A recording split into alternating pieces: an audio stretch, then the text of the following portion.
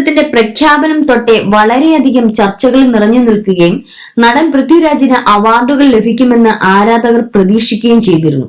അതിനൊരു കാരണമുണ്ട്. ഏവരുടെയും ഹൃദയം കവർന്ന വായനയിലൂടെ പലവരും വായിച്ചവരുടെ കണ്ണിൽ നിറഞ്ഞ ഒരു നോവൽ. അതെ, ബെന്യാമിന്റെ ആടുജീവിതം. ഈ ഒരു നോവൽ ബ്ലസ്സി സിനിമയാക്കുന്നു എന്നതായിരുന്നു ഇതിന് കാരണം. പിന്നീട് ട്രെയിലറുകളിലൂടെയും പോസ്റ്ററുകളിലൂടെയും നജീബാകാൻ പൃഥ്വിരാജ് നടത്തിയ സമർപ്പണവും പുറം ലോകം അറിഞ്ഞതോടെ അന്നേ അവാർഡിൽ ജനത്തിന് പ്രതീക്ഷകളുണ്ടായിരുന്നു. ശരീരഭാരം കുറച്ച നടൻ പൃഥ്വിരാജിന്റെ ഫോട്ടോ പുറത്തായപ്പോൾ ആടുജീവിതം പ്രതീക്ഷ ഉയർത്തുകയായിരുന്നു. തിയേറ്ററുകൾ പ്രദർശിപ്പിച്ചപ്പോൾ പൃഥ്വിരാജിന്റെ ആടുജീവിതം കളക്ഷനിലും കുതിച്ചുപാഞ്ഞു.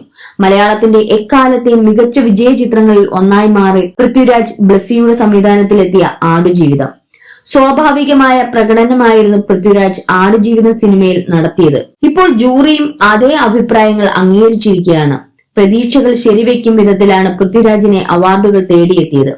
കാതലിലൂടെ മമ്മൂട്ടി കടുത്ത മത്സരമുയർത്തിയെങ്കിലും ഒടുവിൽ പുരസ്കാരം നടൻ പൃഥ്വിരാജിലേക്ക് എത്തുകയായിരുന്നു. ആടുജീവിതം എന്ന സിനിമയിൽ ജീവിതത്തിന്റെ പരീക്ഷണ ഘട്ടങ്ങളിൽ പെട്ടുപോയ ഒരു മനുഷ്യന്റെ അതിജീവന ത്വരയെയും നിസ്സഹായതയെയും അതിനുശേഷമുള്ള ശരീരഭാഷയെയും തന്മയത്വത്തോടെ അവതരിപ്പിച്ച പ്രകടന മികവിനാണ് അവാർഡ് എന്നാണ് ജൂറിയും അഭിപ്രായപ്പെട്ടിരിക്കുന്നത്.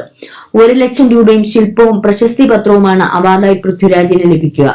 പൃഥ്വിരാജിന് മികച്ച നടനുള്ള 3ാമത്തെ അവാർഡാണ് ലഭിച്ചിരിക്കുന്നതും എന്നൊരു പ്രത്യേകതയുണ്ട്. 2006 വാസ്തവത്തിലൂടെയാണ് പൃഥ്വിരാജ് ആദ്യമായി മികച്ച നടനാകുന്നത്. അയാളും ഞാനും തമ്മിൽ സെല്ലുലോയിഡ് സിനിമകളിലൂടെ 2012 പൃഥ്വിരാജിന് മികച്ച നടനുള്ള അവാർഡ് ലഭിച്ചു. ഇന്ന് പൃഥ്വിരാജ് മലയാളത്തിന്റെ വിജയതാരങ്ങളിൽ മുന്നിലെത്തിയിരിക്കുന്നു എന്നത് അഭിമാനിക്കാനാകുന്ന ഒരു നേട്ടം തന്നെയാണ്.